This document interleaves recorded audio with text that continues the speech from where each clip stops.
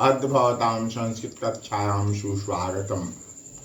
आज मैं विनय शंकर 10वीं कक्षा के लिए बुद्धिर्बलवती सदा इस पाठ का अभ्यास कराने जा रहा हूँ। जिसको अपनी बुद्धि है उसे सारे कार्य सिद्ध करने में जल्दी सहायता मिलती है। अतः मानव को अपनी बुद्धि का विकास करना चाहिए। जब भी भय आए तो उससे छुटकारा बुद्धि के द्वारा ही पाया जा सकता है।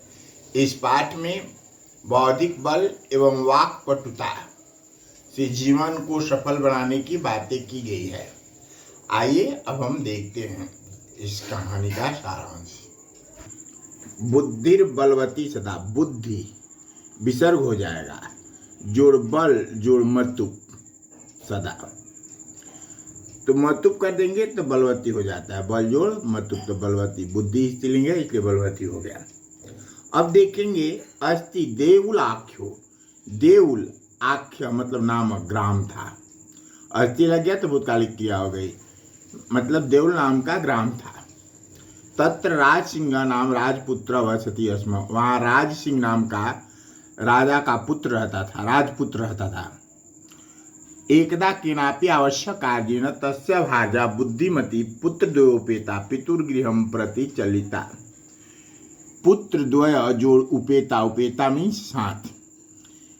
एक समय किसी आवश्यक कार्य से उसकी पत्नी बुद्धिमती दोनों पुत्रों के साथ पिता के घर की ओर चल दी। मार्गी गहन कानने सा एकम व्याघ्रम ददर्श। रास्ते में घने जंगल में उसने एक बाघ को देखा। सा व्याघ्रम आगछन्तम दृष्ट्वा घाष्टयात् पुत्रौ चपेत्या प्रहृत्य जगात। कथम एकाएकेषु व्याघ्रभक्षणाय कलहम कुरुथ। तो ये कुरुथ है तो युवाम हो जाएगा।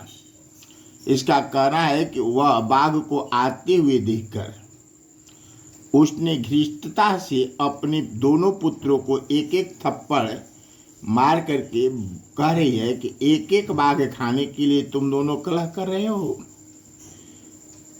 अयम एक तावत द्विविभज्य भुज्यताम। यदि यह एक है तो इसको दो भागों में बांटकर खा लेना चाहिए। पश्चात अन्यो द्वितीय कश्चित लक्ष्यते। कश्चित जो लक्ष्यते, कश्चित लक्ष्यते, उसके बाद किसी दूसरे का लक्ष्य किया जाएगा या ढूंढा जाएगा। ये सब संधि विच्छेद हो गए, ये पर्याय पद हो गए। भार्या मीन्स पत्नी, उपेता युक्ता, दृष्ट्वा अवलोक्य, ददर्श दृष्टवान, चपेटया कर प्रहारेण प्रहृत्य हत्वा कलहम विवादम वनम तकालनम। अब इसके बाद में दूसरा हो गया। इति श्रुत्वा व्याघ्रमारी काचित इयम इति मत्वा व्याघ्रो भयाकुल चितो नष्ट। यथा निज बुद्ध्या विमुक्ता सा भयात व्याघ्रस्य वामिनी अन्यो अपि बुद्धिमान लोके मुच्यते महतो भयात। कर आए यह सुनकर कोई बाघ मारने वाली है ऐसा समझ करके बाघ वहां डर से व्याकुचित होकर के भाग गया। नष्ट मीन्स पलायित, भाग गया। अतः कहा गया है कि वह बाघ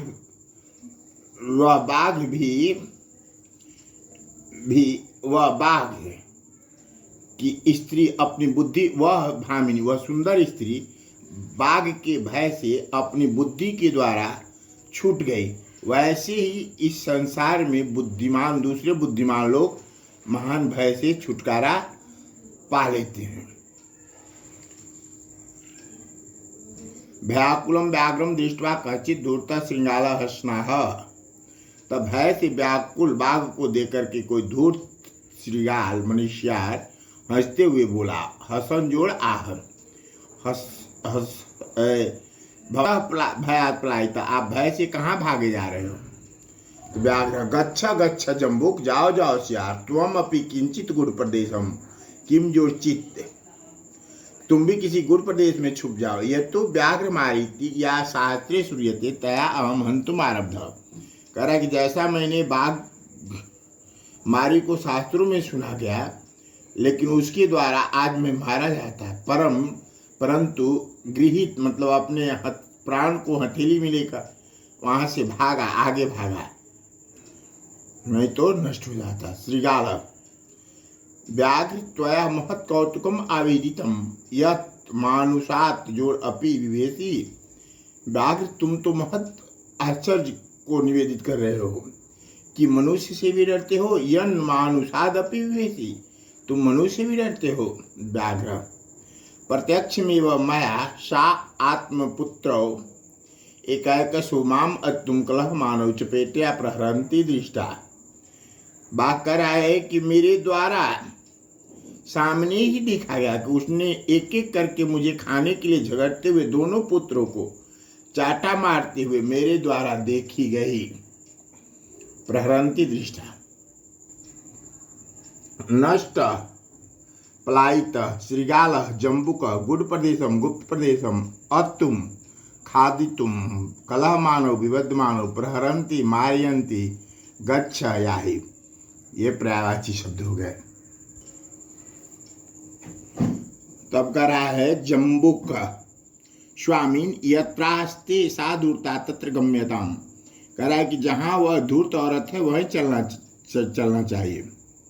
व्याघ्र तो पुनः तत्र गतस्य सामुपीक्ष्यते यदि तरहित्वा अहम हंतव्य इति। कह रहा है कि हे बाघ तुम्हारे फिर से वहाँ गए हुए के सामने यदि वह देखेगी तब तो तुम मुझे मार देना, या तुम्हारे द्वारा मैं मारा जाता तो ठीक है। व्याघ्र श्रीगाल यदि तुम माम मुक्त्वा यासी तदा वेला वेला सात। कह रहा कि यदि तुम मुझको छोड़ करके जाओगे भी तो शर्त भी बिना शर्त वाली हो जाएगी, अर्थात समाप्त हो जाएगी।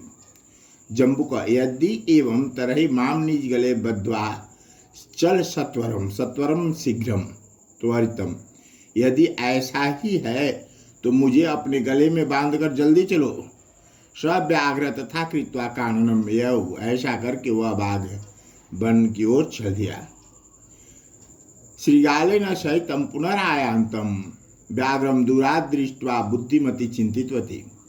सियार के साथ पुनः आते हुए बाघ को दूर से देख करके बुद्धिमती सोची, जम्बुकृत उत्साहात व्याघ्रात कथम उच्यताम। जम्बुक सियार के द्वारा बढ़ाए गए उत्साह के कारण बाघ से कैसे छुटकारा पाया जाए। परम प्रत्युत्पन्न मति प्रति जोड़ उत्पन्न जोड़ मति, परंतु पुनः अपने अंदर उत्पन्न बुद्धि से सा जम्बुकम आक्षिपन्त्य अंगुल्या तर्जन्य उवाच। परंतु जल्दी ही सोचने वाली उसने सियार की तरफ उंगली करके धमकाते हुए उससे कहा, रे धूर् त्वया दत्तम अयं व्याघ्रत्रयं पुरा विश्वासस्य अद्यैकम आनीय कथम यासि वददुना। इत्युक्त्वा धाविता तूर्णं व्याघ्रमारी भयंकरा। व्याघ्रोऽपि सहसा नष्ट गलबद्ध श्रीगालक। करा यदि ऐसा है तो तुम मुझे अपने गले में बांधकर जल्दी चलो। ऐसा करके सियार के साथ फिर से चल दिया और दूर से आता हुआ देख करके बुद्धिमती ने सोचा, सियार के द्वारा उत्साहित किए गए बाघ से कैसे छुटकारा पाया जाए। परंतु सोचने के कारण सियार की तरफ उंगली से धमकाते हुए कहा, रे धूर्त तुम्हारे द्वारा पहले 3 बाघ दिए गए थे, परंतु आज विश्वास का आघात करके तुमने एक ही लाख लेकर आया है। बोलो क्या किया जाए। इत्युक्त्वा धाविता पूर्णाभ्यग्रमारी। और रे धूर्त तुमने 3 बाघ दिए थे, आज विश्वासघात करके 1 लाया है, अब बता।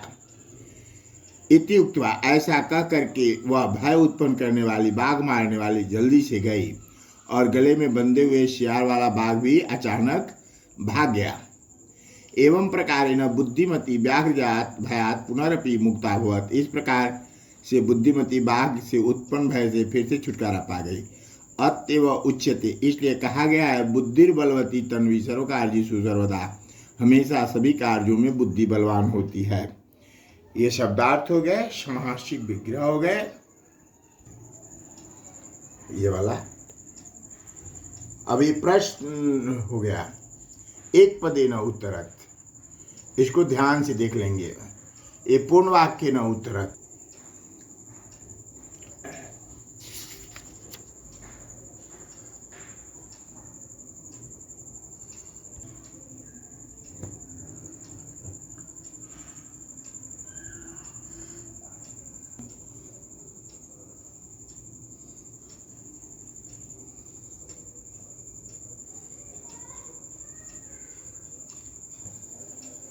तावत् शुभमंगलम इति वार्ता।